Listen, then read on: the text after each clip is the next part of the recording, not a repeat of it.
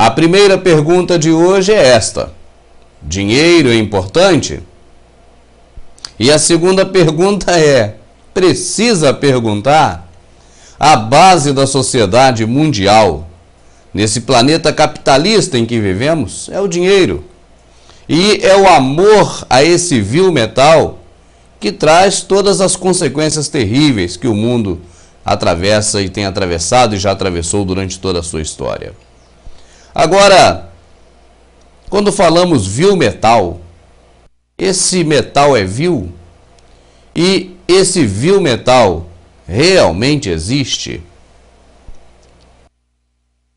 Se o dinheiro é tão importante para a sociedade, se ele sempre foi importante para a sociedade, a terceira pergunta: por que nunca nós recebemos na escola, que é a encarregada da nossa educação, uma aula sobre como funciona o dinheiro?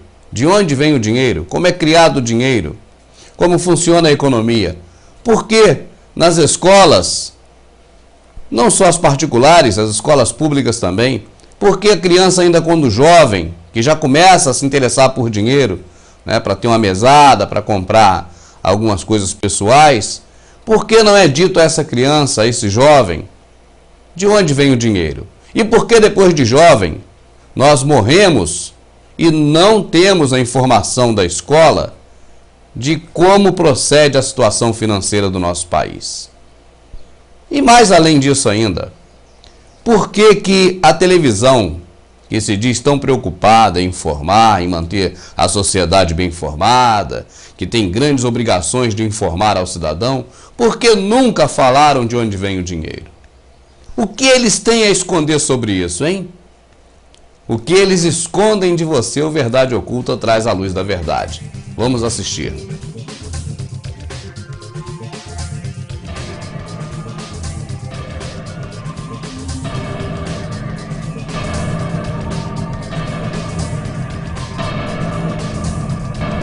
Capítulo 1. Introdução. Dois grandes mistérios dominam nossas vidas: amor e dinheiro. O que é o amor? É uma questão que tem sido sempre explorada nas histórias, na música, nos livros e nos filmes. Mas o mesmo não ocorre quando se trata da questão: o que é o dinheiro? Não é nenhuma surpresa o fato de que a teoria monetária não tem inspirado nenhum filme de Hollywood. Na verdade, não é nem sequer mencionada nas escolas em que a maior parte da população frequenta. Para a maioria de nós, a questão de onde vem o dinheiro nos faz lembrar uma figura da Casa da Moeda imprimindo notas e estampando moedas. A maioria de nós acredita que o dinheiro é criado pelo governo. É verdade, mas apenas em um ponto. Aqueles símbolos de valor em metal e papel que geralmente pensamos como dinheiro, de fato são produzidos por uma agência do governo federal chamada Casa da Moeda. Mas a grande maioria do dinheiro não é criada pela Casa da Moeda. Ela é, na verdade, criada em enormes quantidades diárias em empresas particulares conhecidas como bancos.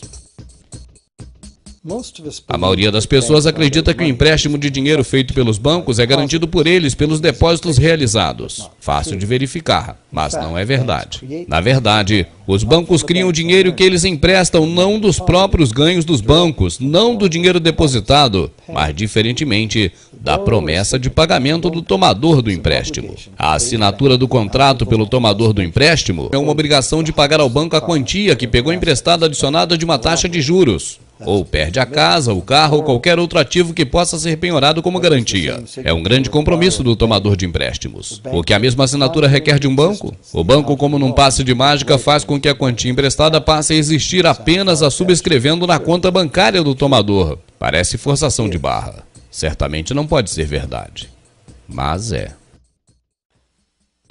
Para demonstrar como esse milagre de um banco moderno ocorre, consideremos então uma fábula. Capítulo 2. A fábula de Goldsmith. Em vários momentos da história, qualquer outra coisa era usada como dinheiro. Tinha apenas que ser de fácil transporte, que uma quantidade suficiente de pessoas acreditasse que mais tarde ele poderia ser trocado por coisa de valor real, tal como comida, roupa e abrigo. Conchas, sementes de cacau, pedras preciosas, até mesmo plumas foram usadas como dinheiro. Ouro e prata eram atrativos, maleáveis e fáceis de serem trabalhados, tanto que algumas culturas tornaram-se especialistas em lidar com esses metais. Goldsmith fazia negócios de maneira muito fácil, juntando moedas, padronizando unidades destes metais cujo peso e genuidade eram certificados. Para proteger seu ouro, Goldsmith precisava de um depósito caixa forte. Logo depois, seus concidadãos estavam batendo na sua porta. Queriam então alugar um espaço para guardar suas próprias moedas e objetos de valor. Logo em seguida, Goldsmith estava alugando cada prateleira da sua caixa forte e ganhando uma pequena quantia em seu negócio de alugar espaços. Os anos se passaram e Goldsmith fez uma astuta observação. As pessoas que depositavam raramente iam retirar sua efetiva quantia física em ouro, e eles nunca vinham todos de uma só vez. Por causa de uma reivindicação em relação aos cheques que Goldsmith subscrevia como recibo pelo ouro depositado, os cheques, começaram a ser negociados no mercado como se fosse ouro. Esse dinheiro de papel era muito mais conveniente do que as pesadas moedas, e as quantidades poderiam simplesmente ser escritas, ao invés de trabalhosamente contadas uma por uma a cada transação financeira. No entanto, Goldsmith desenvolveu um outro negócio. Ele emprestava o seu ouro cobrando juros. Muito bem, como o prático cheque reivindicado passou a ser aceito, os tomadores começaram a pedir pelos empréstimos em forma desses cheques, ao invés do verdadeiro metal. Como a indústria expandia cada vez mais pessoas passaram a pedir empréstimos para Goldsmith. Isso lhe deu uma ideia ainda melhor. Ele sabia que apenas poucos depositantes apareceriam para retirar o seu ouro. Logo, Goldsmith imaginou que poderia facilmente se livrar dos empréstimos atrelados aos seus depósitos em ouro, além dos seus próprios. À medida que os empréstimos eram pagos, seus depositantes não estariam mais informados do que antes, e nem em pior situação. E Goldsmith, agora mais como banqueiro do que artesão, faria lucros muito maiores do que poderia quando emprestava somente o seu próprio ouro. Por anos, Goldsmith secretamente faturou uma boa fortuna, com juros cobrados sobre os depósitos de cada pessoa. Agora um notável emprestador, ele rapidamente ficou mais rico que seus concidadãos, e isso começou a chamar a atenção. Cresceram as suspeitas de que ele estava gastando o dinheiro dos seus depositantes. Estes se uniram e ameaçaram retirar seu ouro se Goldsmith não revelasse a origem da sua riqueza. Completamente diferente do que poderíamos esperar, isso não se tornou um grande problema para Goldsmith. Apesar da fraude inerente ao seu esquema, a sua ideia funcionou. Os depositantes não tinham perdido nada. Todo o ouro deles estava ainda salvo no caixa forte de Goldsmith. Ao invés de pegarem de volta o seu ouro, os depositantes demandaram ao Goldsmith, agora como banqueiro deles, que ele dividisse, pegando uma fatia da arrecadação com juros. E aquilo foi o início das operações bancárias. O banqueiro pagava uma pequena taxa de juros sobre os depósitos de outras pessoas que ele em seguida emprestaria a uma taxa maior. A diferença cobria o custo de operação do banco e também a sua lucratividade. E a lógica desse sistema era simples. Parecia um meio razoável de satisfazer a demanda por crédito. No entanto, essa não é a forma pela qual os bancos trabalham nos dias atuais. Você observa que as coisas vão surgindo de forma meio que natural. E no decorrer do processo de naturalidade, da desenvoltura então dessa questão, é que as pessoas começam a observar que dá para tirar uma certa vantagem de uma forma ou de outra. O nosso Goldsmith, o Smith Ouro, né, o dono desse banco fictício na fábula, você já viu que ele já viu novos planos aí para poder ir ficando cada vez mais rico, já cobrando juros e coisa e tal. E no próximo segmento ele tem uma ideia muito mais fantástica. O que o coração, o que os olhos não vê, o coração não sente. É a lógica usada por Goldsmith para implementar o seu trabalho daí para frente. E nós vamos chegar também nesse bloco nos dias atuais. E você vai observar que o governo tem uma participação muito grande na questão dos bancos, porque se não houver participação do governo, criando leis, respaldando leis, através dos representantes dos banqueiros, os políticos, com certeza o processo não funcionaria. Vamos a mais um segmento com ainda a parte da fábula do Goldsmith. Preste bastante atenção, porque é muito importante. Se precisar, você retorne novamente para poder assistir mais uma vez. Essa é uma informação que a Globo se esqueceu de passar para você, mas nós não nos esquecemos.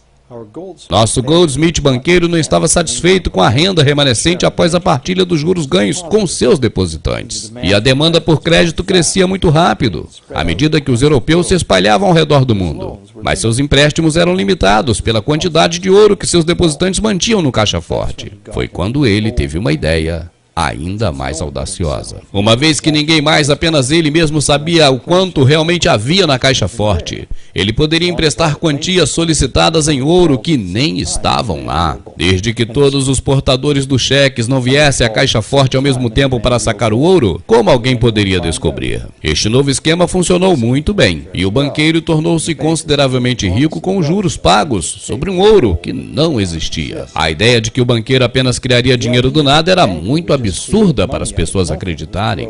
Logo, para um período de tempo maior, esse pensamento não iria passar pela mente das pessoas. Mas esse poder de apenas criar dinheiro surgiu na mente do banqueiro, da maneira como você bem pode imaginar. Com o tempo, a magnitude dos empréstimos do banco e sua ostentação de riqueza levantou suspeitas mais uma vez. Alguns tomadores de empréstimo começaram a demandar a real quantia de ouro ao invés de papel que representava as quantidades. Isso começou a levantar boatos. De repente, muitos ricos depositantes apareceram para retirar o seu ouro. O jogo acabou. Uma vasta quantia de portadores de cheques inundava as ruas do lado de fora das portas fechadas dos bancos. Mais que isso, o banqueiro não tinha nem ouro e nem prata o suficiente para saldar todos os papéis que ele tinha colocado na mão das pessoas. Isso ficou conhecido como a corrida bancária, e é o que cada banqueiro teme. Esse fenômeno da corrida bancária levou os bancos à falência. E não surpreendentemente, feriu a confiança que o público tinha sobre os banqueiros. Teria sido uma forma honesta declarar ilegal a prática de criar dinheiro a partir do nada. Mas os grandes volumes de crédito que os banqueiros estavam oferecendo se tornaram essenciais para o sucesso da expansão comercial europeia. Logo, logo, contrariamente,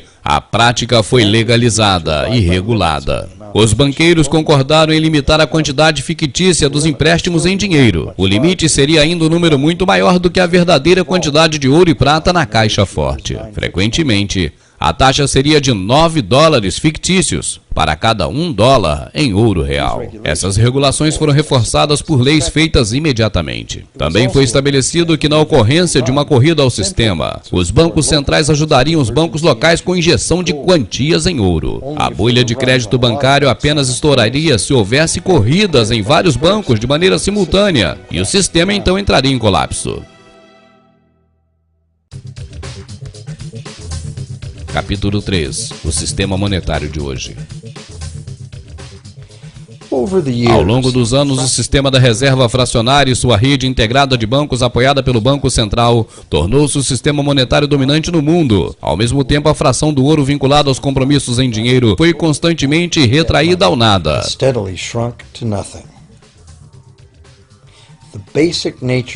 A natureza básica do dinheiro mudou.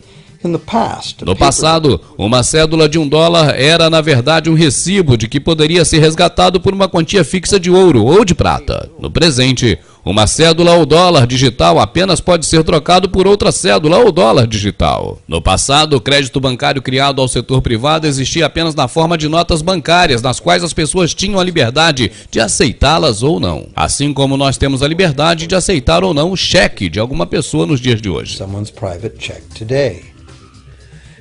No presente, o crédito bancário criado no setor privado é legalmente conversível por um emissor governamental de moeda de aceitação pública, os dólares, libras, que nós habitualmente pensamos como dinheiro. A moeda de aceitação pública é dinheiro criado por sanção governamental ou decreto, e as leis para aceitação legal declaram que os cidadãos devem aceitar essa moeda como pagamento de dívida, ou senão os tribunais não conseguiriam obrigar. Portanto, agora, a questão é, se tanto o governo quanto os bancos privados podem criar dinheiro, então qual a quantidade de dinheiro que existe?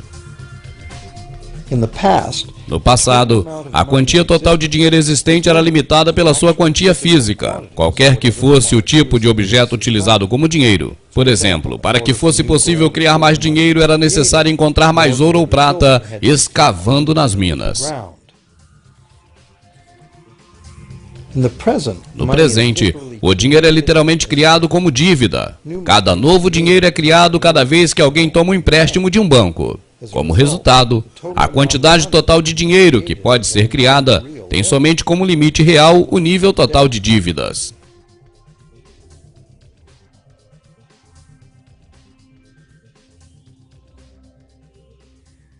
Os governos estabeleceram um limite estatutário adicional para a criação do novo dinheiro, através da imposição de regras conhecidas como exigência de reservas fracionadas. Essencialmente arbitrárias, as exigências de reservas fracionadas variam de país para país e de tempos em tempos. No passado, era comum obrigar os bancos a manterem seus cofres pelo menos o valor de $1 em ouro para cada $10 de dinheiro especulativo criado. Hoje, a proporção exigida de reservas não mais se relaciona à proporção do novo dinheiro em relação ao ouro depositado, mas simplesmente a razão de novo dinheiro em relação ao dinheiro existente. Bom, já vimos até aqui que o dinheiro é criado a partir da própria dívida ou do compromisso de pagamento de uma dívida. Ou seja, quanto mais dívida a pessoa faz, mais dinheiro ele joga no mercado automaticamente. Dinheiro falso, evidentemente. Nós vimos pela história do Goldsmith que tudo começou quando ele começou a juntar ouro e guardar. As pessoas pediam também para que fossem guardados seus ouros, seus objetos de luxo também nessa caixa forte, que acabou se transformando num banco. A partir daí o Goldsmith já começou a processar os trabalhos de armazenamento, de guardar as riquezas das pessoas e emitia um documento dizendo, olha aqui, o fulano de tal, seu Francisco José da Silva, ele tem aqui no nosso banco, ele tem tanto aqui em ouro. Então esse documento aqui mostra que ele tem dinheiro, que ele tem um valor, né, significativo guardado junto comigo. A pessoa de posse desse papel, né, poderia também negociar o próprio papel, porque esse papel valia um ouro que estava guardado. Até aí tudo bem. Depois o Goldsmith achou que deveria cobrar juros por causa disso. Tá bom, talvez seja justo para ele, né? Agora, após isso tudo, ele teve a grande ideia, já que as pessoas não sabem a quantidade de ouro que tem ali naquele local guardado, ou de riquezas, ou de joias, pratas, ele poderia muito bem emitir muito mais papel do que o que está ali, porque ninguém vai lá para ver, e a partir daí começou a especulação. Nos dias atuais é isso que está acontecendo. Para abrir um novo banco, para você ter uma ideia, a pessoa precisa apenas de um capital inicial, pouco dinheiro, em que esse banqueiro, que só quem é banqueiro pode ter esse acesso, vai no Banco Central e faz uma reserva de dinheiro. E a partir daí, com essa reserva pequena de dinheiro no Banco Central, ele começa o processo de emprestar para ter mais dinheiro. Mas tudo isso é explicado agora no próximo segmento. É simples, pena que a Rede Globo, coitada, não teve tempo para preparar um material desse tipo para informar para você. Ela existe há 45 anos aproximadamente. E até hoje ela não preparou nada disso para te informar. Deve ter esquecido, né? Com certeza. Hoje, as reservas bancárias consistem na quantidade de moeda em circulação emitida pelo governo ou equivalente que é depositado com o Banco Central e a quantidade já existente de empréstimos em dinheiro que o Banco Central tem depositado. Para simplificar isso, ilustrando, imagine um novo banco, ele esteja sendo então criado e suas atividades são novas e ainda não tem nenhum depositante. Entretanto, os investidores desse novo banco fizeram um depósito em reserva em dinheiro de $1.111,12 de dinheiro no Banco Central, e a fração da exigência da reserva é de 9/1. Primeiro passo: as portas se abrem e o novo banco recebe seu primeiro cliente em busca de um empréstimo. O cliente precisa de $10.000 para comprar um bom carro usado. Neste exemplo, a fração adotada pelo banco é de 9/1. E legalmente agora é permitido ao banco que uma quantia 9 vezes superior à depositada passe a existir baseada na garantia da dívida feita pelo tomador. Esta quantia de 10 mil não foi pega em qualquer lugar. É dinheiro novo que foi simplesmente subscrito na conta do tomador, como um crédito bancário. Dessa forma, a tomadora passa um cheque com aquele crédito bancário para comprar o carro usado. Segundo passo: o vendedor deposita sua quantia recém-criada de $10.000 no banco dele. De maneira diversa ao dinheiro depositado no Banco Central do governo, esse novo crédito em dinheiro recém-criado não pode ser multiplicado pelaquela fração da reserva. Ele pode ser dividido por aquela fração de reserva. Na razão de 9/1, um novo empréstimo de 9 mil pode ser criado baseado no depósito de 10 mil. Terceiro passo: se aqueles 9 mil forem depositados por uma terceira pessoa no mesmo banco que os criou, ou em um banco qualquer, a quantia se torna base legal para uma terceira emissão de crédito, desta vez no valor de 8.100. De maneira semelhante àquelas bonecas russas em que cada camada contém uma outra boneca um pouco menor dentro, cada novo depósito contém um potencial para um depósito ligeiramente inferior numa série decrescente infinita.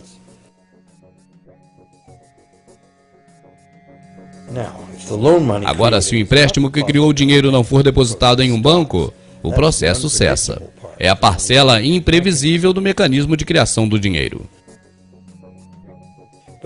Mas o que é mais provável é que a cada passo uma nova quantidade de dinheiro seja depositada em um banco e a fração de reserva pode ser repetida diversas vezes, até que quase 100 mil dólares em dinheiro novo tenha sido criado no sistema bancário. Todo esse dinheiro novo tem sido criado integralmente a partir de uma dívida e o processo inteiro legalmente autorizado pelo depósito inicial em reserva de apenas 1.111 dólares e 12 centavos, que sequer foi tocado no Banco Central.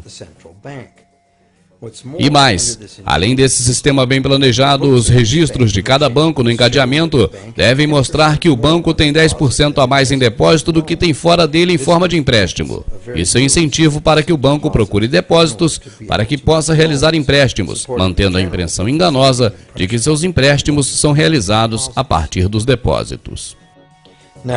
Agora, a não ser que empréstimos sucessivos sejam depositados no mesmo banco, não é possível dizer que qualquer outro banco multiplicou sua quantidade inicial na reserva de dinheiro em quase 90 vezes pela emissão de crédito bancário a partir do nada. Contudo, o sistema bancário é um processo de retroalimentação. Crédito bancário criado em um banco torna-se depósito em outro, e vice-versa. No mundo teórico de trocas perfeitamente iguais, o efeito final seria exatamente como se todo o processo partisse de dentro de um único banco. Ou seja, a pequena reserva bancária inicial de 1.111 dólares permite, no final das contas, absorver juros sobre uma quantia de 100 mil dólares que o banco nunca teve.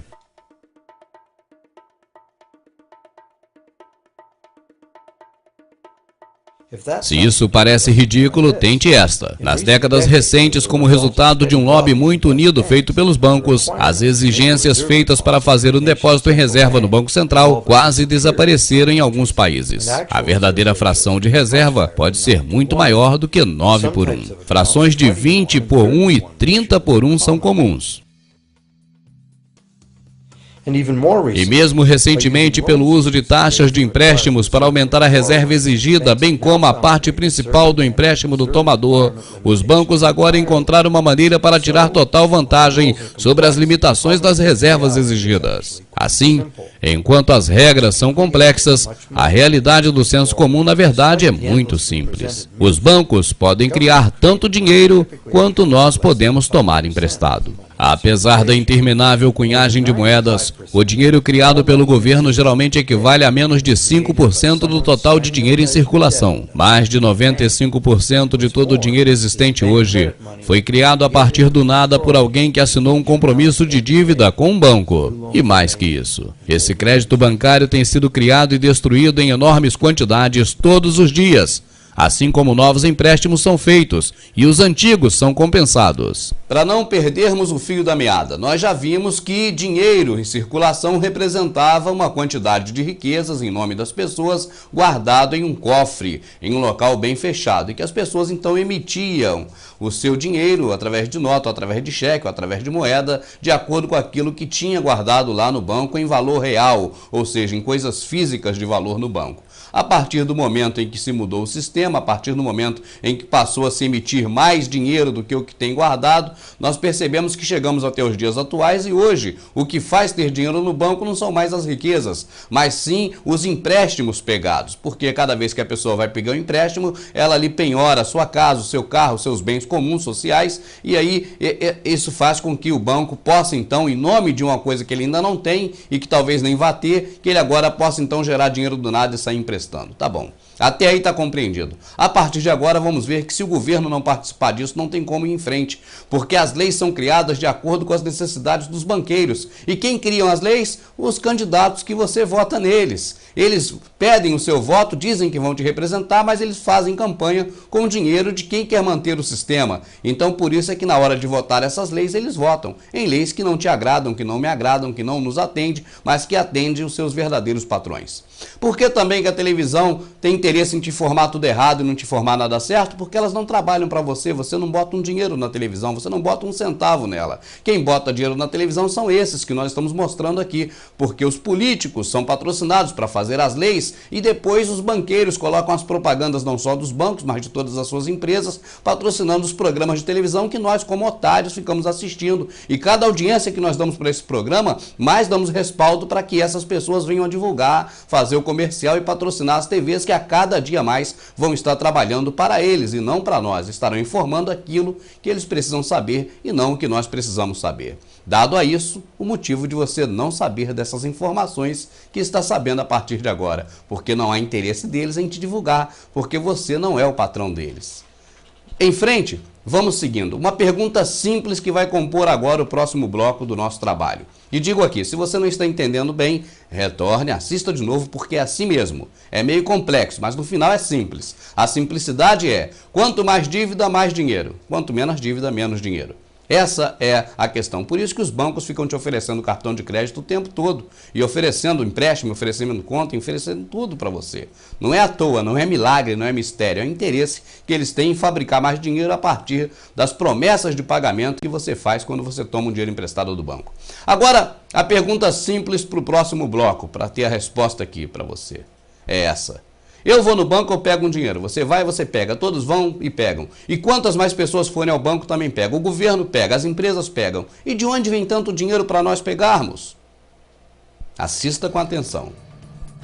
Os bancos podem operar seu sistema monetário apenas com a cooperação ativa do governo. Em primeiro lugar, os governos têm que aprovar as leis que forçam a população a aceitar as moedas em circulação. Segundo, o governo permite que os bancos privados sejam pagos nessa moeda. Terceiro, os tribunais do governo executam as dívidas. E, por fim, os governos aprovam mecanismos reguladores para proteger a funcionalidade e a credibilidade do sistema monetário perante o público e não fazem nada para informar a respeito de onde realmente vem o dinheiro. Capítulo 4. A simples verdade. A verdade é que quando nós assinamos na linha pontilhada um pedido de empréstimo ou hipoteca, nosso compromisso de pagamento garantido por nossos ativos, que serão confiscados no caso de não pagarmos, são a única coisa de valores reais envolvidos na transação. Para qualquer pessoa que acredite que honraremos nosso compromisso, aquele contrato de empréstimo ou hipoteca é agora um pedaço de papel de portabilidade que pode ser trocado e negociado. É um IOU. Representa valor e assim é uma forma de dinheiro. Este dinheiro que o tomador troca pelo empréstimo no banco. Agora, o empréstimo no mundo natural significa que o emprestador deve ter algo para emprestar. Se você precisa de um martelo e eu lhe emprestar uma promessa de emprestar o martelo, essa promessa não será de muita serventia. Mas no mundo artificial do dinheiro, a promessa de um banco de pagar com dinheiro que ele não tem é permitida e nós a aceitamos. Assim que o tomador assina seu compromisso de dívida, o banco fecha a transação, criando poucos dígitos em um computador e nele um débito correspondente, do banco para o tomador. Do ponto de vista do tomador, isso se torna um empréstimo em dinheiro na conta dele ou dela. E pelo fato do governo respaldar com leis, esse débito do banco para o tomador é convertido em uma moeda de aceitação pública e corrente, e qualquer pessoa tem que aceitar como dinheiro. Novamente, a verdade é muito simples e básica. Sem o documento que o tomador assinou, o banqueiro não teria nada para emprestar. Pare para pensar, qualquer um, governo, empresas privadas, pequenos empreendimentos, famílias, todos podem contrair dívidas no banco ao mesmo tempo. E por qual quantia quiser. Agora você já se questionou, como pode haver tanto dinheiro no banco para emprestar? Agora você sabe, não há. Os bancos não emprestam dinheiro, simplesmente o criam a partir de uma dívida. E agora, a dívida é potencialmente ilimitada, e assim o é o fornecimento de dinheiro. Capítulo 5. Sem dívida, sem dinheiro. A situação oposta também é verdadeira. Não é impressionante que, apesar da incrível riqueza dos recursos, inovações, produtividades que nos cercam, quase todos nós, de governo a empresas e indivíduos, estamos severamente debitados com os banqueiros? Se ao menos as pessoas parassem e pensassem, como pode ser que aquelas pessoas que realmente produzem toda a riqueza real no mundo estão tão endividadas com aqueles que meramente emprestam o dinheiro que representa aquela riqueza? Ainda mais incrível é que, uma vez que nós percebemos descobrimos que nosso dinheiro realmente é uma dívida, passamos a compreender que se não houvesse a dívida, não haveria dinheiro. Se isso é novo para você, você não está sozinho. A maioria das pessoas acredita que se todas as dívidas forem pagas, o cenário econômico iria melhorar. Isso é até verdadeiro, em um nível individual. Assim como nós temos muito dinheiro para gastar quando acabamos de pagar nossos empréstimos, imaginamos que todos que pudessem ficar livres de suas dívidas, também todos teriam mais dinheiro para gastar. Mas a verdade é exatamente oposta. Não haveria nenhum dinheiro. E aí está. Somos totalmente dependentes da contínua renovação do crédito bancário, sem a qual não seria possível a existência do dinheiro. Falta de empréstimo, falta de dinheiro. Foi o que aconteceu durante a Grande Depressão. O fornecimento de dinheiro foi drasticamente contraído, à medida que os empréstimos ficavam cada vez mais restritos. Capítulo 6. Dívida perpétua. Vamos supor que os banqueiros criam apenas a quantia equivalente ao principal, sem juros. Eles não criam o dinheiro para pagar os juros. Então, de onde ele vem? O único lugar em que os tomadores podem ir para obter o dinheiro para pagar os juros é a oferta monetária total da economia. Mas quase toda a oferta monetária foi criada exatamente da mesma maneira. E assim, o crédito bancário tem que ser pago com um valor superior ao criado. Em qualquer lugar há outros tomadores na mesma situação, tentando obter freneticamente dinheiro para pagar tanto o principal como os juros, a partir de uma reserva de dinheiro que contém apenas o valor principal. É claramente impossível para qualquer um pagar o principal adicionado dos juros, porque os juros do dinheiro não existem. Isso pode ser expresso através de uma simples forma matemática. O grande problema aqui é que para empréstimos de longo prazo, tais como as hipotecas e dívidas do governo, em que o total dos juros chegam a exceder o valor do principal, a menos que muito dinheiro extra seja criado para pagar os juros. Isso significa uma proporção muito alta de execuções hipotecárias e uma economia nada funcional. Para manter uma sociedade funcional, a quantidade de execuções hipotecárias deve ser baixa. E assim, para finalizar, cada vez mais novo dinheiro em forma de dívida tem que ser criado para satisfazer a atual demanda por dinheiro, para manter os débitos anteriores. Mas claro, isso apenas cria uma dívida maior. E isso significa que mais juros devem ser pagos, resultando numa eterna escalada por uma espiral inescapável, a fim de suportar as dívidas criadas.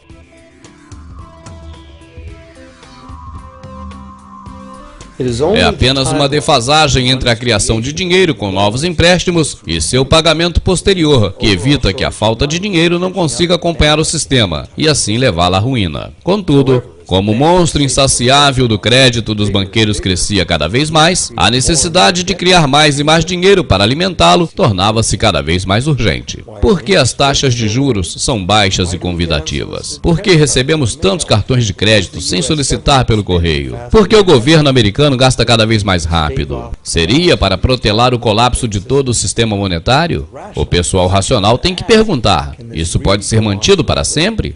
O colapso não é inevitável? O dinheiro facilita a produção e a comercialização. À medida que a oferta monetária aumenta, o dinheiro se torna cada vez mais desvalorizado, é a inflação, a não ser que o volume da produção e do comércio no mundo real cresça, e cresça na mesma quantidade para absorvê-la. Adicionado a isso está a compreensão de que quando nós ouvimos que a economia está crescendo 3% ao ano, parece que é uma taxa constante, mas não é. Esses 3% ao ano representa mais mercadorias e serviços do que 3% do ano passado, porque é 3% sobre um novo total. Ao invés de ser uma linha reta como naturalmente visualizada a partir das palavras, ela é na verdade uma curva exponencial que se torna cada vez mais íngreme. O claro problema é que o crescimento perpétuo da economia real necessita de intensificar perpetuamente o uso de recursos do mundo real e energia. Cada vez mais matérias-primas deixam de ser recursos naturais para virar lixo a cada ano, eternamente, apenas para evitar que esse sistema entre em colapso.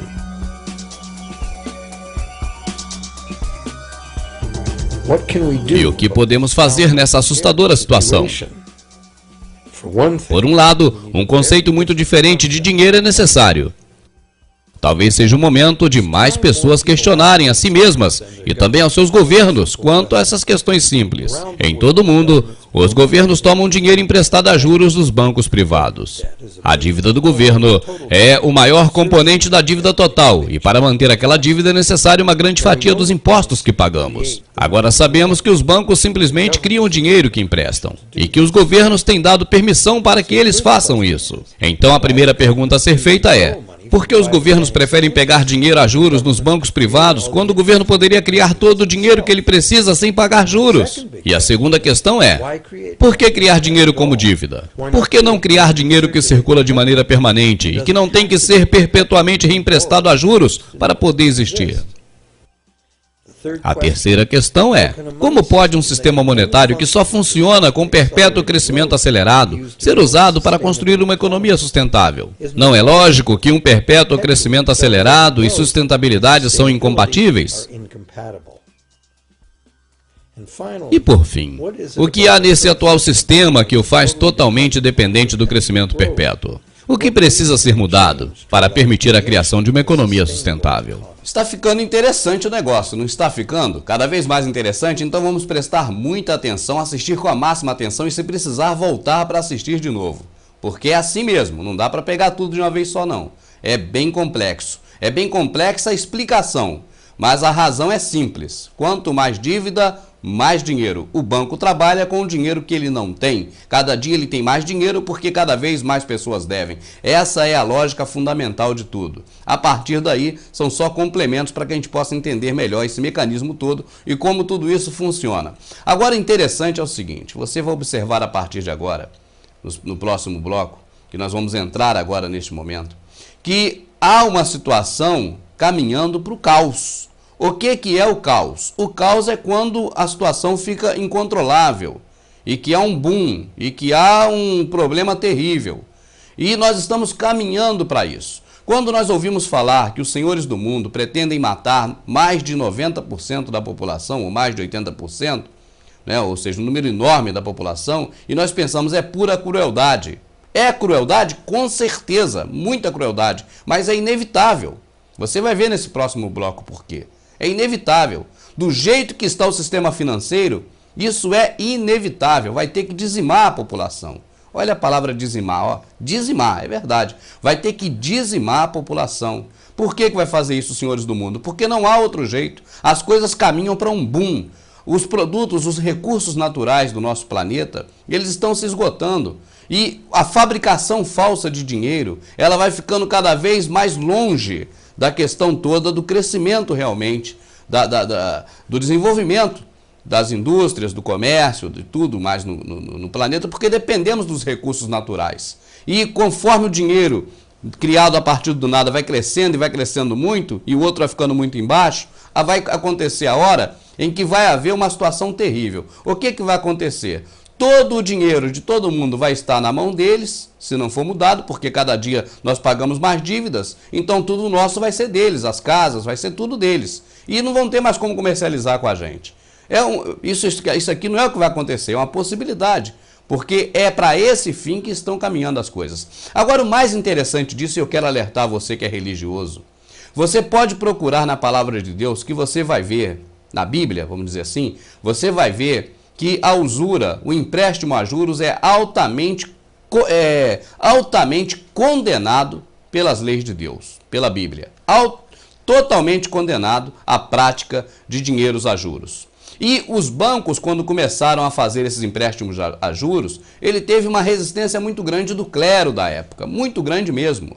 Você entende? Porque os preceitos bíblicos não apoiavam isso. Mas você vai ver no próximo bloco que depois de uma boa conversa, quem está no sistema religioso do planeta, né, porque a religião faz parte do sistema, queira sim, queira não, também foi amaciado na conversa, né? Qual conversa? Você vai ver no próximo segmento. É uma pena, eu fico muito assim, triste, que a Globo já poderia ter colocado uma matéria desse tipo no ar há muito tempo, porque todos nós precisamos de dinheiro.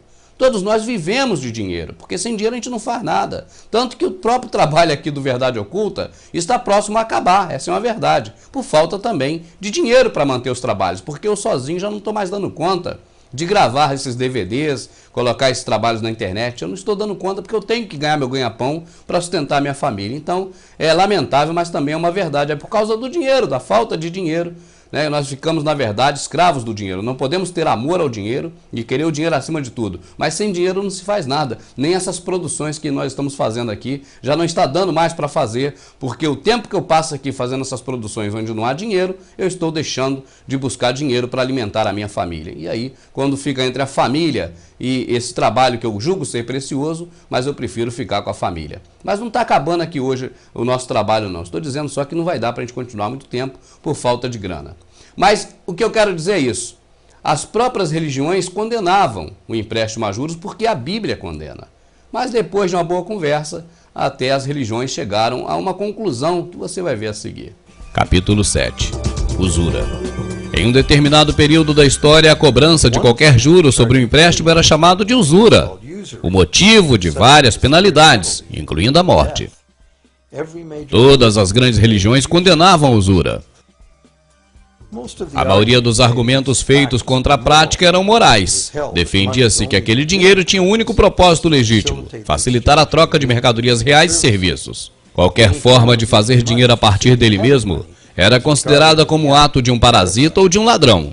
Contudo, à medida que a necessidade de crédito no comércio crescia, os argumentos morais passaram a perder espaço para os argumentos de que emprestar envolveria risco e perda de oportunidade para o emprestador, e assim a tentativa de lucrar a partir do empréstimo se justificava. Hoje, essas ideias parecem estranhas. A ideia de fazer dinheiro a partir do dinheiro é defendida como ideal a ser perseguido. Por que trabalhar quando você pode fazer seu dinheiro trabalhar por você? Apesar disso, na tentativa de se visualizar um futuro sustentável, fica muito claro que a cobrança de juros é um problema tanto moral como prático. Imagine que uma sociedade e uma economia podem resistir por séculos, porque ao invés de pilhar seu suprimento de energia, ela restringe por si mesma a renda diária presente. Mas nenhuma madeira será colhida, desde que cresça outra no mesmo período. Toda energia renovável, solar, gravitacional, magnética e qualquer outra que seja descoberta. Essa sociedade vive dentro dos limites dos seus recursos não renováveis, reutilizando-os e reciclando tudo. E a população apenas se repõe. Tal sociedade jamais poderia funcionar usando um sistema monetário completamente dependente do crescimento acelerado. Uma economia estável precisaria de uma oferta monetária que fosse pelo menos capaz de manter-se estável, sem entrar em colapso. Vamos dizer que o volume total nessa oferta monetária estável seja representado por um grande círculo. Vamos imaginar que os emprestadores de dinheiro devem realmente possuir dinheiro para emprestar. Se alguém com essa oferta de moeda começar a emprestar dinheiro a juros sistematicamente, sua parcela na oferta monetária irá aumentar. Se ele continuar reemprestando a juros todo o dinheiro que ele recebe de volta, qual será o resultado inevitável? Seja ouro, moeda em circulação ou dívida, não importa. Os emprestadores acabarão ficando com todo o dinheiro. E depois que todas as execuções hipotecárias e falências forem realizadas, eles terão todas as propriedades reais também. Apenas se o procedimento de emprestar a juros fosse igualmente distribuído pela população, este seria o problema central a ser resolvido. Pesadas taxas sobre os lucros bancários poderiam atingir esse objetivo. Mas por que os bancos iriam querer se manter no negócio? Se formos todos capazes de nos libertar da atual situação, poderíamos imaginar a atividade bancária como um serviço não lucrativo para a sociedade, desembolsando seus ganhos em juros, como dividendos para todos os cidadãos, ou emprestando sem cobrar juro algum. Capítulo 8. Mudando o sistema. Se é a natureza fundamental do sistema que causa problemas, ficar consertando problemas com o sistema não irá resolver aqueles problemas. O sistema por si só precisa ser substituído. Muitos críticos ao monetarismo protestam pelo retorno ao padrão ouro, e este tem uma longa história de confiança.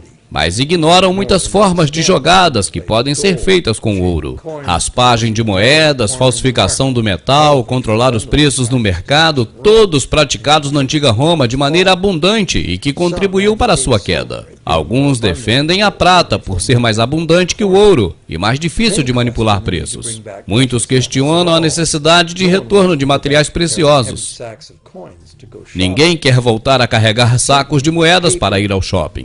É a certeza que dinheiro de papel, plástico ou ID biométrico seria um meio real de comércio com o mesmo potencial de criar dinheiro em forma de dívida sem limites que temos agora. Por outro lado, se o ouro voltar a ser a única base legal do dinheiro, aqueles que não tiverem ouro, de repente, ficarão sem dinheiro.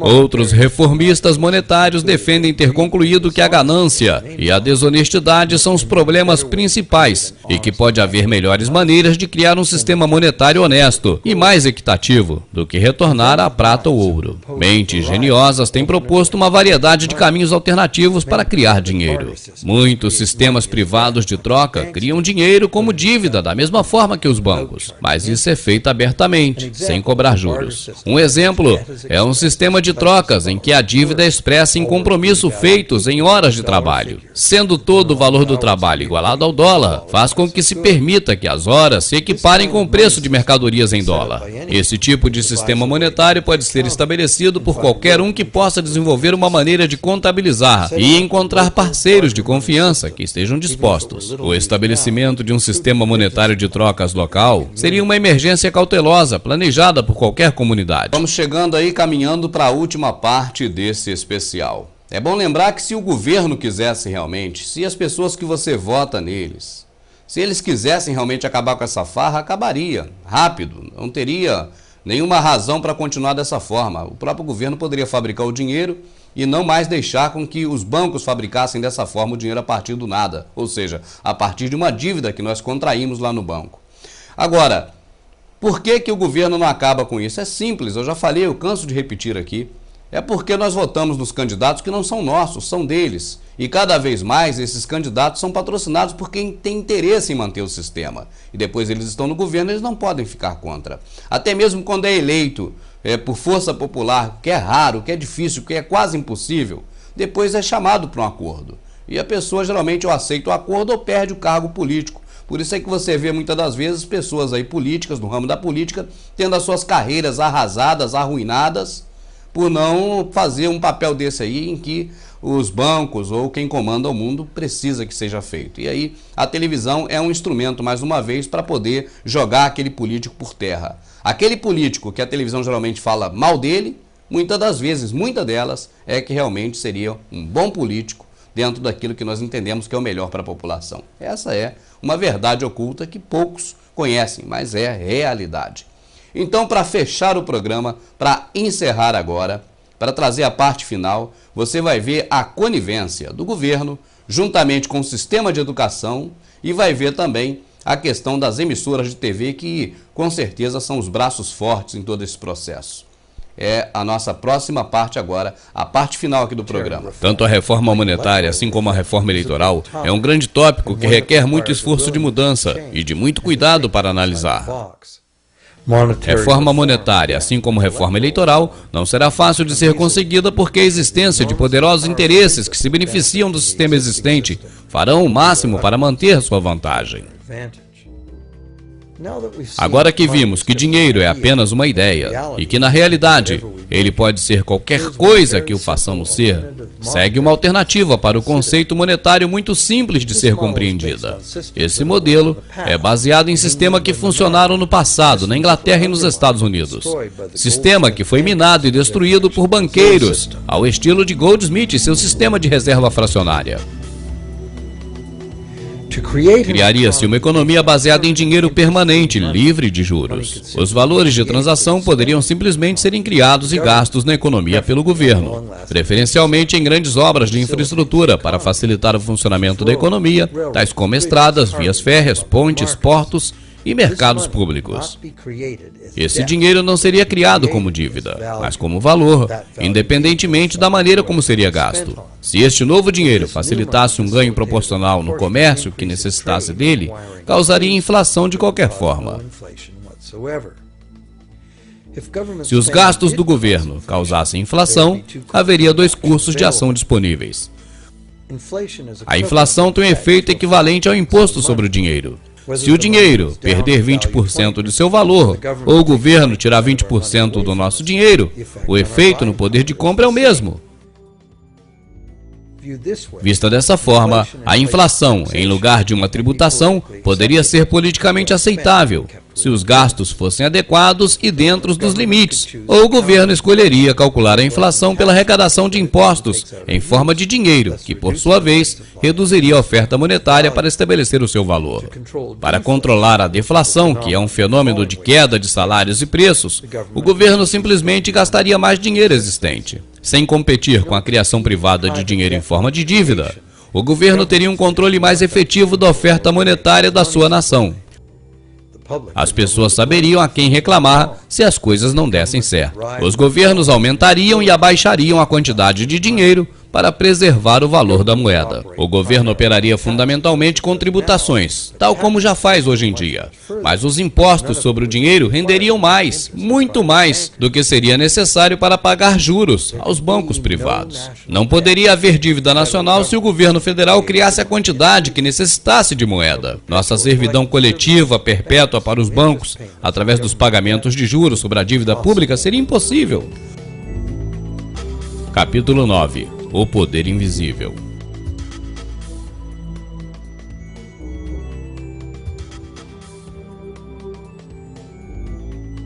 Embora possamos não enxergar, mas a democracia e a liberdade têm se tornado, na realidade, uma forma ingênua e invisível de ditadura econômica. Uma vez que a nossa sociedade inteira permanece totalmente dependente de créditos bancários para sua oferta monetária, os banqueiros estarão em posição para tomar as decisões de quem pegará o dinheiro que precisar e quem não pegará.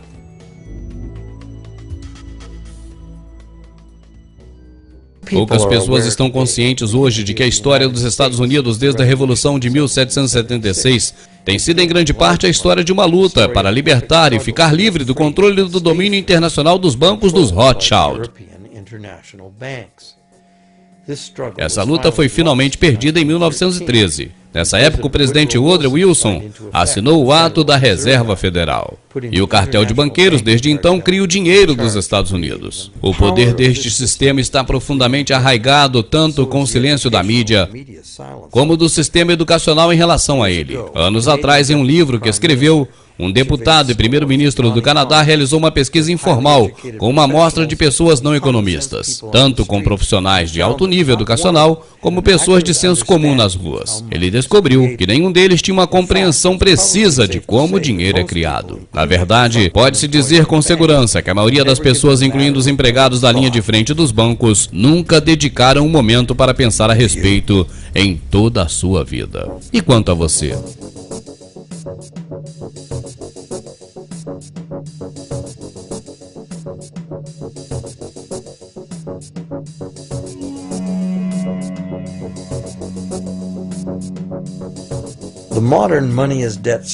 O moderno sistema do dinheiro como dívida nasceu há cerca de 300 anos atrás, quando o primeiro Banco da Inglaterra instituiu, juntamente com um documento formal à família real, o empréstimo em recibos de ouro no sistema fracionário, a uma taxa modesta de 2 por 1.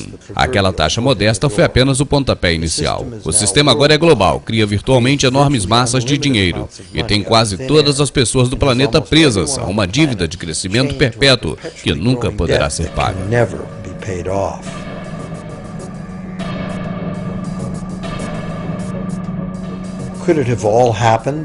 Poderia tudo isso ter acontecido por acidente? Ou seria uma conspiração?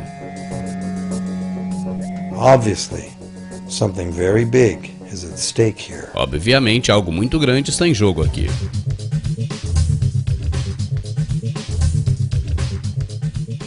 Com certeza, a melhor saída para isso tudo seria a população sair do banco, parar com o banco, não mais colocar dinheiro no banco. Até mesmo porque se todos fossem aos bancos pegar seus dinheiros, iam ver que não tem dinheiro lá para pegar. Ia ser um caos, ia acontecer, na verdade, uma revolução, uma lei marcial, alguma coisa desse tipo. Porque as pessoas estariam decepcionadas ao ir no banco pegar o dinheiro que tem lá, se todos fossem ao mesmo tempo. E também se as pessoas parassem de pegar empréstimo no banco, se as pessoas parassem de usar cartão de crédito, se as pessoas parassem de usar limite da conta, se as pessoas pegassem o dinheiro e guardassem debaixo do colchão, rapidamente esse sistema seria aniquilado. e as coisas voltariam como antigamente. Aí o governo teria que tomar uma posição obrigatoriamente em favor de criar leis agora para que o dinheiro seja feito pela Casa da Moeda de acordo com as riquezas do país e de cada cidadão que naquele país reside. Você está entendendo, meu amado? Finalizando, tudo isso acontece e cai na conta dos Rockefeller, dos Rothschild, dos senhores do mundo, que são os maiores banqueiros do planeta e que são os nossos donos. Para eles, nós somos o seu gado. Você já sabe muito bem que os senhores do mundo, eles estão no controle do planeta já há muito tempo. Os que estão aí hoje, as famílias Illuminati, as 13 famílias que comandam o mundo, que detém 70% de toda a renda do planeta e que deixa apenas 30% da renda para ser disputada entre 7 bilhões aproximadamente de pessoas. Eles já estavam lá na Babilônia com Nimrod, eles já estavam no Velho Egito, já estavam na Grécia, já estavam em Roma e estão hoje centralizados na Inglaterra e Estados Unidos, mas não só nesses países. Tanto que nós temos um brasileiro ilustre no meio deles, né? Pelo menos dos Bilderberg, do Clube de Roma, né, que se reúne sempre com os senhores do mundo, é o Fernando Henrique Illuminati Cardoso. O livro novo que foi lançado demonstra claramente esse envolvimento terrível do FHC com os senhores do mundo. E para você ter uma ideia, meu amado, já há muito tempo que o nosso país sofre essas influências. Porque, algumas das vezes, o Congresso Nacional é considerado o reduto de Satanás. Por quê? Porque já fizeram assim, já com esse propósito e já há muito tempo. Brasília, você sabe que é a capital brasileira, foi uma cidade totalmente projetada, elaborada, minuciosamente, todos os detalhes. E muitas das vezes nós não percebemos e não olhamos e não visualizamos que há sempre por trás do visível, há o invisível. Nós, dificilmente, né? Quando a gente vai ficando mais atento com esses vídeos aqui do Verdade Oculta, dos canais do YouTube, dos DVDs, é que nós vamos então nos despertando para essas coisas. E vamos percebendo já que sempre tem outro lado da moeda, né? Então nós ficamos mais atentos, nós ficamos com as vistas melhor, com uma melhor visão. É como se fosse um vidro com a janela embaçada. Então a visão que você tem do outro lado é uma visão diferente. Quando você limpa o vidro, fica limpinho, você vê bem mais claro as coisas. E dessa forma nós temos visto também, né, que muitas coisas que aparentemente são feitas ao acaso ou qualquer ideologia comum, na verdade são voltadas para o ocultismo. Brasília não é diferente. Brasília segue também esse mesmo critério. Tanto que eu vou trazer agora uma reportagem que ela faz parte de um livro muito conhecido, A Brasília Secreta, porque a mídia não divulga esse tipo de conhecimento. Claro que não, eles escondem. Você, por exemplo, nunca viu a Globo, né, que sempre gosta de mostrar, blá blá, já fez até uma minissérie sobre Brasília, eles nunca falaram em que Brasília foi inspirado. Nunca falaram. E outro lado também da moeda que eu acho interessante é a questão da religiosidade. Muitas pessoas, inclusive na internet, cobram, poxa, se vocês fizessem esse trabalho, mas não falassem nada de espiritual ou de religião, seria melhor. Eu não falo em religião porque eu sou uma pessoa que, para mim, eu não tenho religião e não aconselho ninguém a ter. Eu não combato religiões nenhuma, que eu não sou nenhum militante, né, de extrema religiosa, esquerda, nada disso. Nada disso. Não combato ninguém, mas eu, para mim, não tenho religião, não gosto de religião. Então, também eu não sou adepto de nenhuma religião. Mas eles são. Você está entendendo? É isso que eu quero dizer. Porque as pessoas falam, vocês têm que separar a religião desses vídeos. Mas não é eu não somos nós não, meu amado. Eles que fazem o mundo não separam as religiões. Dado o número de locais no Brasil que tem o nome de padroeiros e padroeiras, né? Enfim. E Brasília também não é diferente. Brasília é pura religião. Pura religião pagã. É puro paganismo. Brasília é totalmente entregue ao inimigo. É de Bafomete para pior, é de cabeça de bode para lá. É entregue a tudo enquanto é divindade pagã, politeísta e blá blá blá e tudo que é troço. Mas a televisão nunca falou isso, ninguém nunca vai saber. E até mesmo o canal nosso aqui, né, as pessoas não têm tanta credibilidade, porque ela fala, esse cara falando, isso é um pastor maluco falando. Nem pastor eu sou. Eu não tenho pastor, eu nem prego pastor por aí. Eu falo, é até pro pessoal não ter pastor, correr de pastor. Mas o pessoal é equivocado, acha que eu sou pastor também. É um negócio complicado. Então, meu amado, Brasília é a minha capital, do meu país. Eu amo meu governo, eu amo minha nação, eu amo o meu Brasil, tenho orgulho de ser brasileiro. Você está entendendo? Mas eu não vou, por causa disso, ocultar essas coisas do inimigo, do adversário da minha alma, de você. Isso eu não faço. Você está entendendo? Então eu não vou deixar oculto. Estou aqui para isso, para trazer à luz da verdade o que até agora esteve em oculto. E com Brasília não é diferente. Não sou aqui o dono da verdade, não sou o único. Você tem no próprio internet, no YouTube, tem uma versão diferente dessa que eu vou apresentar para você. Mas você tem, até para você equiparar, é importante isso, né? É diferente da versão que eu vou colocar. Mas você tem sobre isso também na internet. Mas vamos ver o que tem Brasília de comum com o paganismo, com idolatria, com satanismo, com o diabo, com Satanás. Eu não falo já Lúcifer, porque não vou entrar nesse mérito agora, mas com Satanás, com o diabo, com o capeta, com o capiroto, com o orloque, com o que você quiser chamar. O que tem Brasília a ver com isso? Para mim, tudo. Vamos assistir.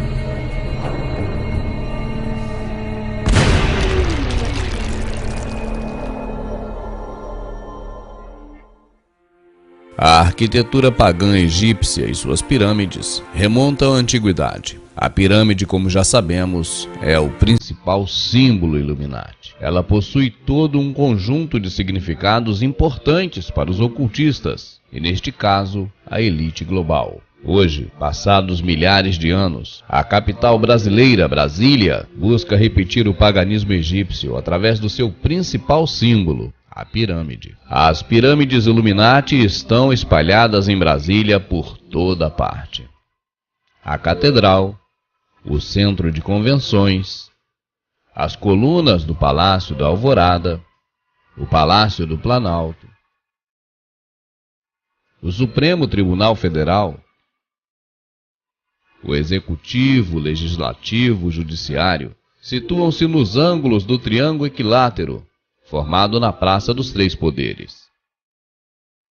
No eixo monumental existe uma pirâmide formada pelo Centro de Convenções, o Tribunal de Justiça e o Palácio. Outra representação é a Torre de TV.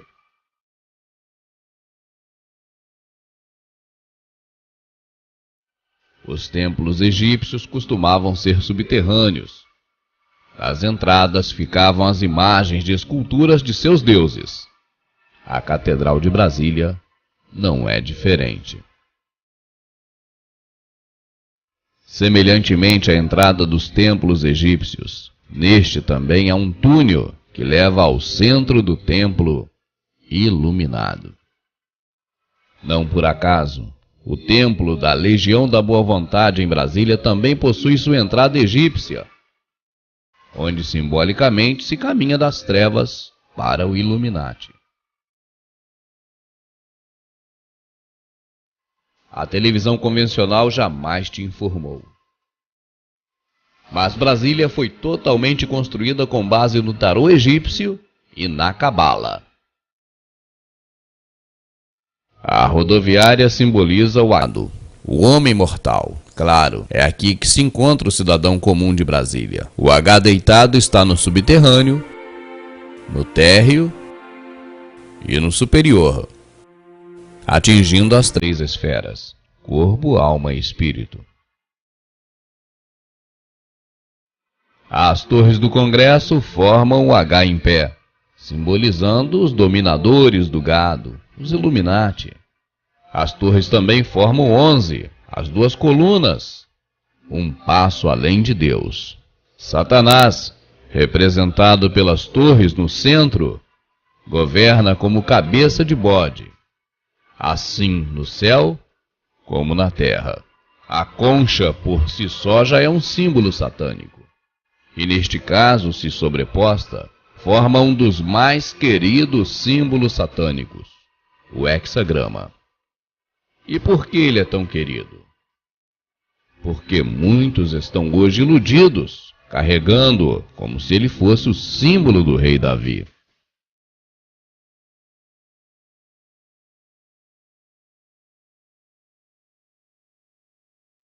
A ermida egípcia era cercada por um lago considerado sagrado. Essa pirâmide em Brasília é a Ermida Dom Bosco, que por sua vez está situada junto ao Lago Paranoá, exatamente no paralelo 15-18 graus, como predissera Dom Bosco.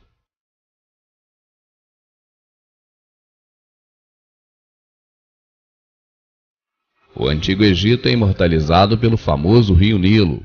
Nele foi construído o primeiro lago artificial do mundo, o Lago de Boés. Em Brasília foi feito o Lago do Paranoá. Sua razão de existir é a mesma do Antigo Egito: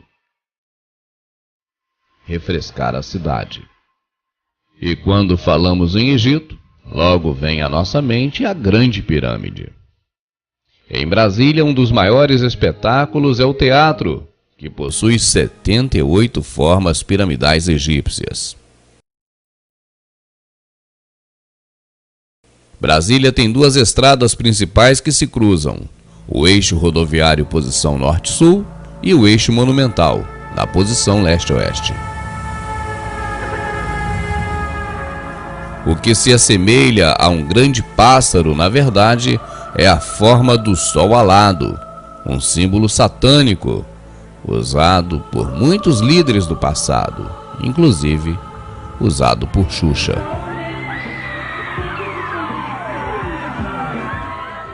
Essa é a imagem de Brasília. Essa não é a imagem de Brasília, mas de Akhetaton, no Antigo Egito. Suas asas compridas serviriam para que o deus Sol, Ra, pudesse abrigar seus escolhidos sob elas. A cidade de Akhetaton foi construída no ano de 1350 a.C., exatamente no centro geográfico do Egito Antigo. Foi construído por ordem de Akhenaton. A sua função era a de sediar o centro político e religioso daquele país. Brasília foi construída mais de 3 milênios depois, também exatamente no centro geográfico do Brasil, por ordem de JK, para ser sede administrativa e política do nosso país. A história se repete. As semelhanças entre Akhetaton estão em todos os locais da nossa capital. Fica claro então que a maior diferença entre as duas é a divisão do tempo.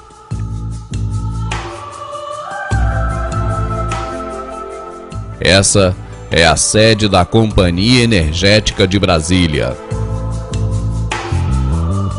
E essa é a pirâmide escalonada do Egito, criada sob a crença de que seria ela responsável pela energia cósmica. A pirâmide escalonada de Brasília é responsável pelo fornecimento de energia, não cósmica, mas elétrica para toda a cidade.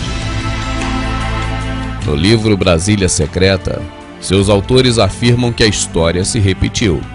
Akhenaton construiu Akhetaton em 4 anos. Brasil construiu Brasília também em 4 anos. Akhenaton e Juscelino Kubitschek, coincidentemente, não tiveram filhos homens e também, por coincidência, não foram compreendidos pelos céticos de suas épocas. Conseguiram incrivelmente, de forma similar, fundar a mais audaciosa cidade de seus países.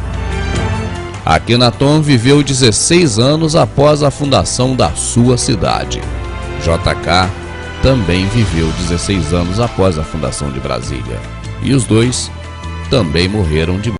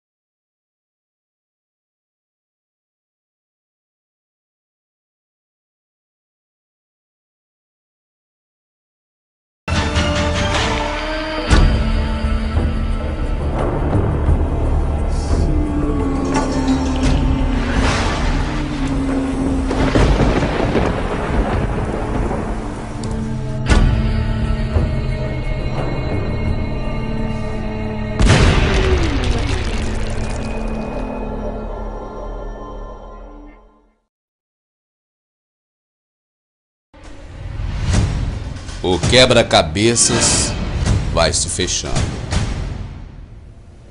As últimas peças que estavam sobre a mesa estão agora tomando suas posições. O começo do fim já não faz mais parte do presente. Já está na história do passado. Nós estamos nesses dias realmente nos últimos degraus da escada do anticristo. O que nós estávamos esperando que acontecesse num futuro muito próximo, na verdade, irá acontecer ainda esse ano. E quando o que é feito em oculto, o que é arquitetado pelos senhores do mundo, o governo das sombras, em secreto, quando essa coisa vai tomando forma, há necessidade de se envolver mais pessoas e mais pessoas para que venha a acontecer tal coisa. E em meio a essas pessoas, sempre há uma ou duas que não conseguem, não suportam deter essa informação para si e acaba colocando na imprensa, acaba tornando público. Lord Christopher Moulton, assessor político, um dos principais homens do governo de Margaret Thatcher no passado, não se conteve. Reuniu várias pessoas em uma palestra nos Estados Unidos por esses dias e trouxe à tona a pior notícia que podíamos esperar. Os governos mundiais, os presidentes, líderes mundiais, irão se reunir em dezembro próximo agora, em Copenhague. Irão ali assinar o Tratado de Copenhague, que nada mais é do que a ortoga, a autorização para que seja ainda esse ano oficializado o governo único mundial.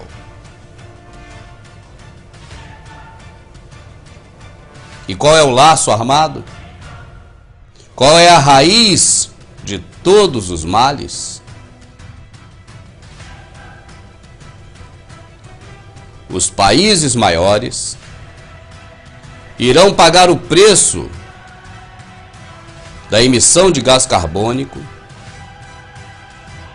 dando dinheiro para os países menores, desde que os países menores assinem o tratado, autorizando o governo único mundial. E aí, o que você pensa disso? Você acha que a maioria dos países, claro, os menores, irão outorgar esse direito da criação do governo único mundial em troca de dinheiro dos mais ricos? E os mais ricos que estão até aqui afundados de compromisso com os senhores do mundo vão dar o dinheiro para aliciar os países menores, para que eles venham então compactuar com esse tratado do diabo?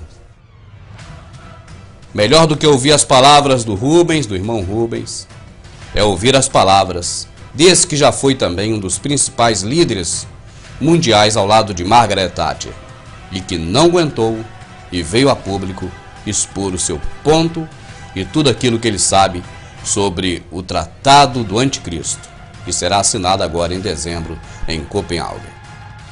Agora eu quero que você preste atenção num detalhe.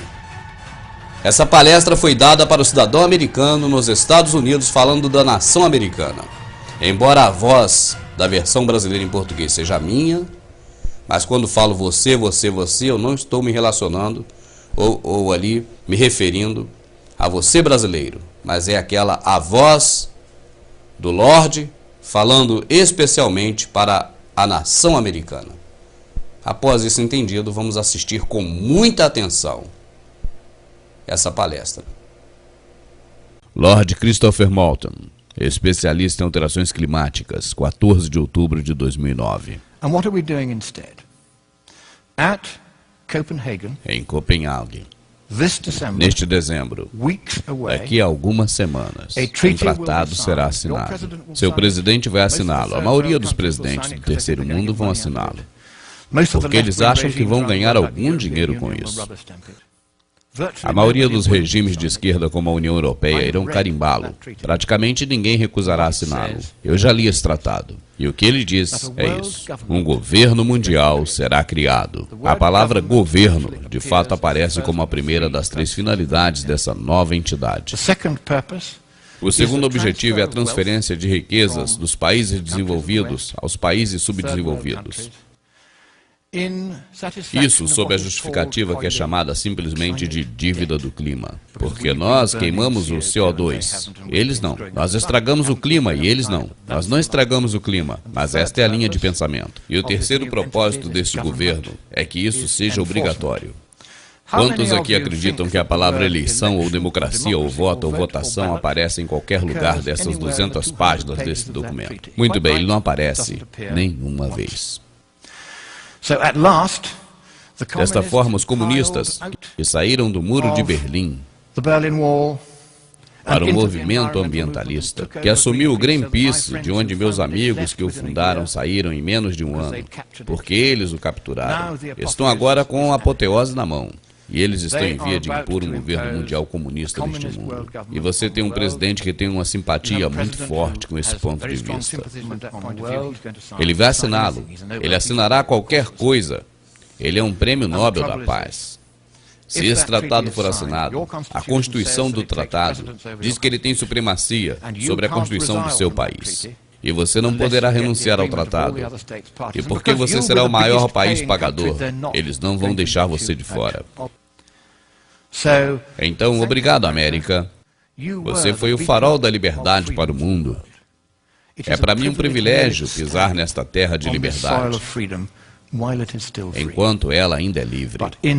Mas nas próximas semanas, a menos que você impeça isso, seu presidente vai assinar, entregando a sua liberdade, a sua democracia e a sua prosperidade para sempre. E nem você nem nenhum governo posterior que você eleger terá qualquer poder para trazê-lo de volta. Esse assunto é muito sério. Eu li o tratado.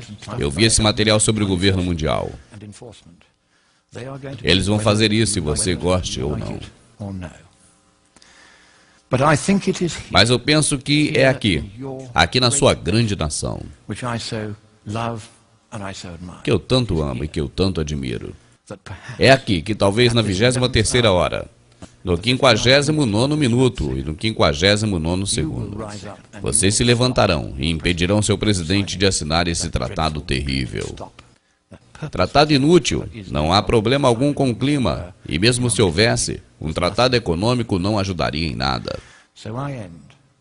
Então irei finalizar dizendo as palavras que Winston Churchill, quando se dirigia a seu presidente na hora mais escura antes do amanhecer da liberdade, na Segunda Grande Guerra. Ele citou o grande poeta Longfellow: navegue ao navio do Estado, navegue à união forte e grande. A humanidade, com todos os seus medos, com todas as esperanças dos anos futuros, está pendurada sobre o destino. Muito obrigado.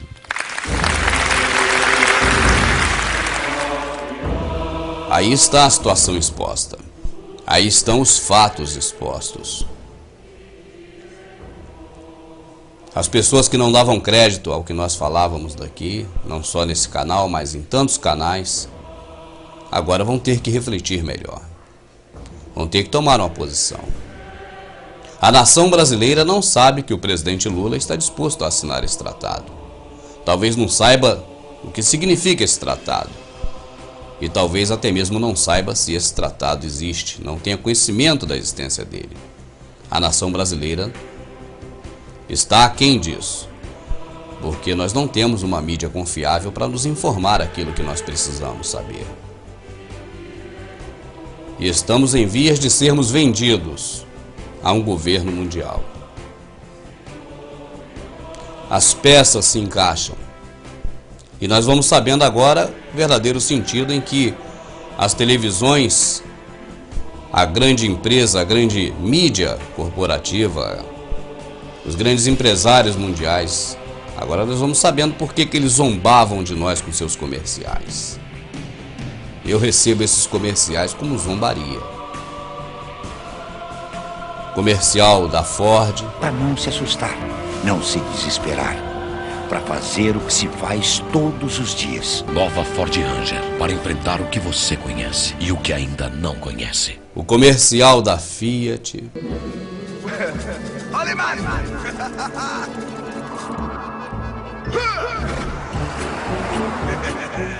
Esse é um novo tempo. Um tempo em que todos podemos nos sentir mais livres, respirar melhor. Um tempo em que dividimos não apenas sonhos, mas também o planeta em que vivemos. O espaço em que circulamos. As viagens que fazemos.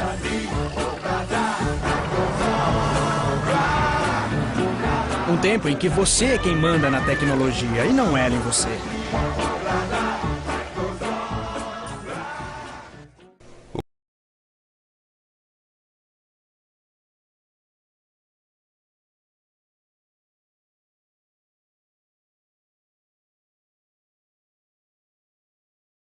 Então vem curtir comigo, o dia já vem, abraça a felicidade, você também.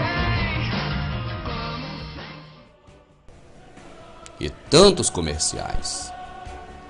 Eu tenho que receber como uma zombaria. Zombando de nós realmente. Porque estamos hoje a um passo nos momentos finais da nossa liberdade. Estamos hoje prontos, embalados, empacotados, rotulados, carimbados, prontos para sermos vendidos. É lamentável. E aí, você sabe daquela última do português?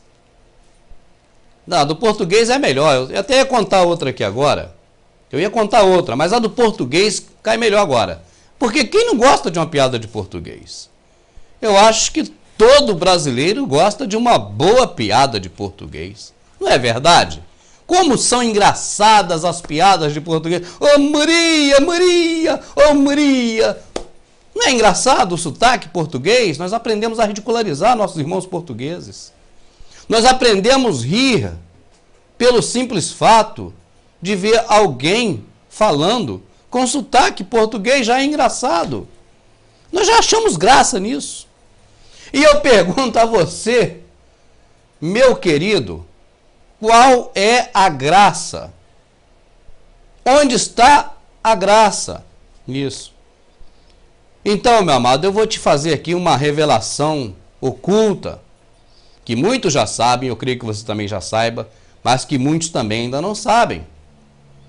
O sistema fez assim, porque é conveniente para o sistema fazer assim. Meu amado, você sabe de uma coisa? Os portugueses, eu não tenho nenhum português na minha família, não vou aqui defender ao cidadão português por interesse qualquer, né, de contemplar alguém conhecido que eu gosto. Não, é a realidade. Os portugueses, eles são inteligentíssimos.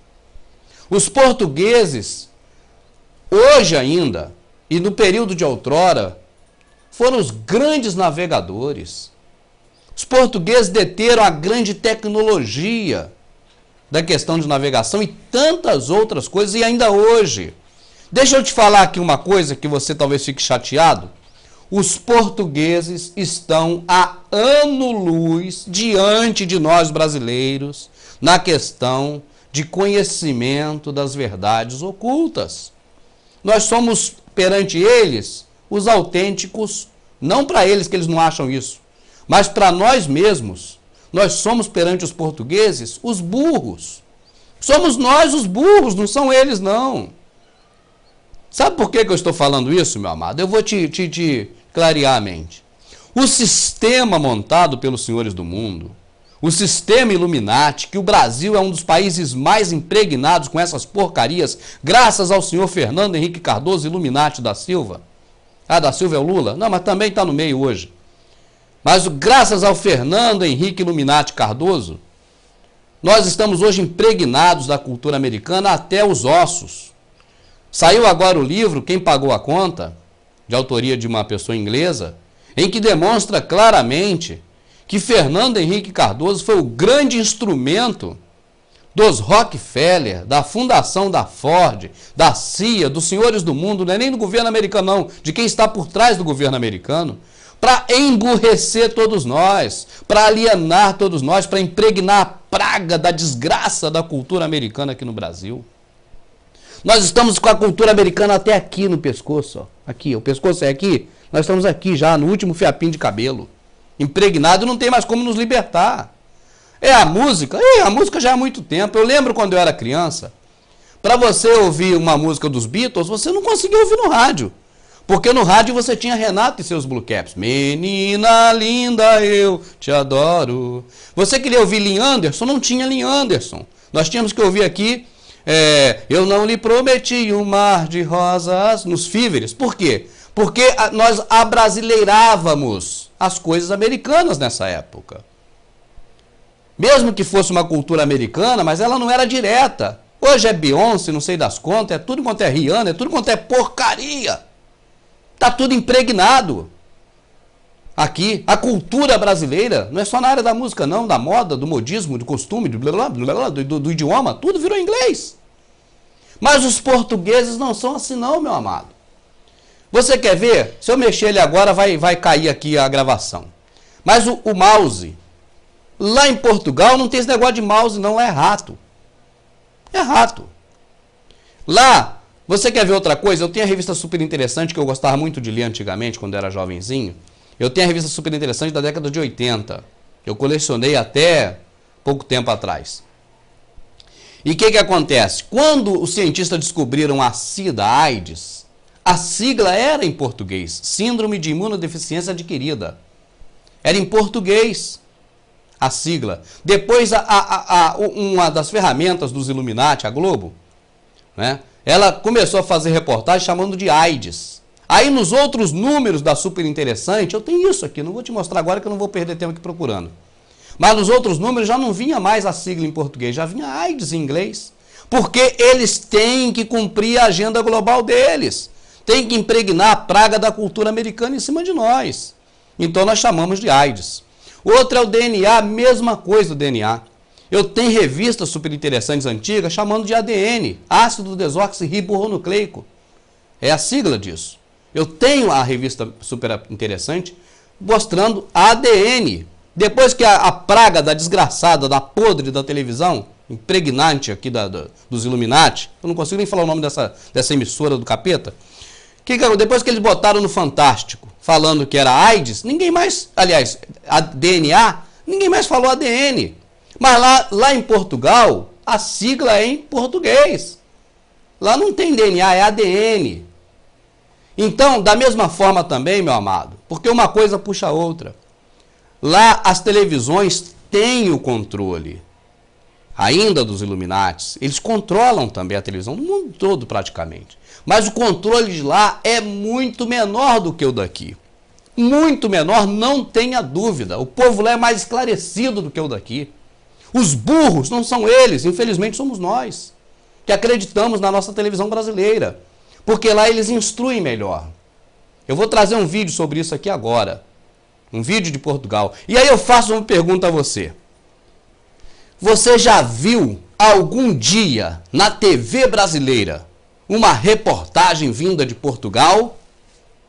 Você já viu algum português na TV podre brasileira falando de alguma coisa importante para que você saiba? Você já viu na TV do Silvio Santos, no 7, na Record?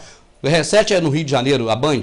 Na Band, na Record. Você já viu em algum canal de televisão brasileiro alguma coisa de Portugal, a não ser piada? Por que eles não passam, meu amado? Porque Portugal não tem nada bom para mostrar? Não! Porque para eles a gente tem que ver Portugal como os burros, que só serve para fazer a gente rir das piadas. Que os brasileiros inventam, isso não é piada, é o sistema. Isso não é piada de verdade, isso é invenção, isso não é uma coisa que acontece. Por que a Globo maldita faz isso? que é a principal, mas não é só ela, é o sistema. Ela que coopera com tudo, mas é o sistema todo. Por que que o sistema faz isso conosco? Para que nós tenhamos como ridículo tudo aquilo que eles não querem que nós nos aprofundemos nem sejamos iguais. Eles ridicularizam. É uma das técnicas, das facetas deles. Se eles não podem controlar, eles dão descrédito. Eles fazem com que caia no ridículo. Eles marginalizam. Para quê? Para que não seja digno de credibilidade hora nenhuma. Por isso que, para nós, português só serve para piada. Quando eu entrei aqui falando em português, logo parecia que eu contou uma piada de português, porque é só isso que se faz. Isso é armação, é arapuca. Isso é para a gente não ver a realidade. Isso é para condicionar a gente, nós estamos condicionados a isso, a achar que de Portugal não pode vir nada bom. Sabe por que eles querem isso? Porque de lá eles têm informações melhores do que nós aqui. Eles informam a população melhores. Para você ter uma ideia, essa vacina da gripe suína, essa fraude da gripe suína, não cola lá não, porque a televisão lá fala a verdade. Então nós não podemos ter credibilidade deles, o sistema não deixa, porque senão a gente fica sabendo da verdade. Porque lá, volto a dizer, eles não estão tão alienados como aqui, como nós. Basta os exemplos que eu dei. Eles não ficam adotando nomes americanos, então a cultura deles, de Portugal, né, que é a nossa linguagem de origem, não adota essas linguagens americanas.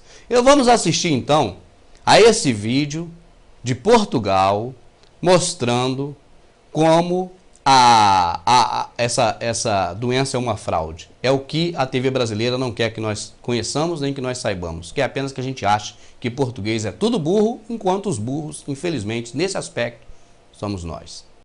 Um dos homens que mais tem lidado com a gripe A em Portugal é o diretor de infecciologia do Hospital Correia Cabral.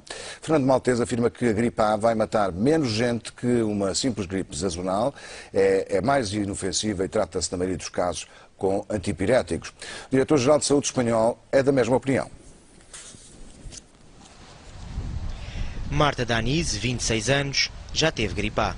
Para mim é uma gripe como outra qualquer, achei um exagero depois de ter passado por isto, achei um perfeito exagero e ridículo, portanto, todo o alarmismo que se faz à volta desta gripe, porque, quer dizer, eu tive 2 dias de verdadeira gripe, digamos assim, em 2 dias estava sem febre, praticamente sem dores no corpo, o que sentia era depois algum cansaço e de resto não senti praticamente mais nada. Nesta fase podemos dizer que, porque já se conhecem também melhor as características do vírus, pode-se dizer que este vírus apresenta uma benignidade que inicialmente nós ainda desconhecíamos, mas apresenta uma benignidade talvez até maior do que a do vírus da gripe sazonal. É capaz de matar menos do que a gripe sazonal? É capaz de matar menos do que a gripe sazonal. Portanto, transmite-se mais facilmente que o da gripe sazonal, mas os casos, digamos, de mau prognóstico, os casos de má evolução que temos tido até agora, são em número inferior àquilo que acontece com a gripe sazonal. As palavras do diretor do Serviço de Doenças Infecciosas do Hospital Correia Cabral, o hospital que mais doentes recebeu infectados com gripe A, cerca de 1/3, contrastam com aquilo que Marta Daniz viveu numa noite de agosto. Foram buscar a casa de ambulância, com todo o filme que se possa pensar, um bocadinho ao estilo de Hollywood, quase, só faltava mesmo os fatos, mas portanto os enfermeiros do INEM de máscara, puseram-me também imediatamente uma máscara antes de eu entrar na ambulância. Depois fui de sirenes ligadas para o hospital, cheguei ao hospital, tive que esperar que um enfermeiro me viesse buscar à porta, porque senão não podia sair da ambulância, e entrei então diretamente para o serviço de infecciologia do Correia Cabral. Fez as análises, esperou pelo resultado mais de 12 horas e ficou em casa. Na altura, quando estive no hospital, o que o médico me disse foi que não teria que tomar Tamiflu, que isso era só para casos realmente de risco e que, portanto, a única coisa que teria que fazer era tomar Benuron até o momento em que deixasse de ter febre. Eu, curiosamente, logo no dia a seguir deixei de ter febre, portanto, e deixei de tomar o Benuron, portanto, não tomei absolutamente mais nada. Esta gripe com que nos estamos a defrontar tem uma apresentação clínica semelhante à gripe sazonal e, na maioria dos casos, como disse a Sra. Ministra, a maioria dos casos são benignos e, portanto, tratam-se como se trata a gripe sazonal. Parece que chegou então a hora de relativizar as coisas. Si se mueren muchas personas en España por contaminación atmosférica, nadie le presta atención. O se mueren tantas personas por fumar, nadie le presta atención porque parece que no es nuestro. En cambio, si se mueren 2 por la gripe, se le presta mucha atención. Es lógico, yo lo entiendo así, pero poco a poco la sociedad se tiene que hacer madura y dedicar el espacio de tiempo que cada problema requiere en cuanto a su magnitud.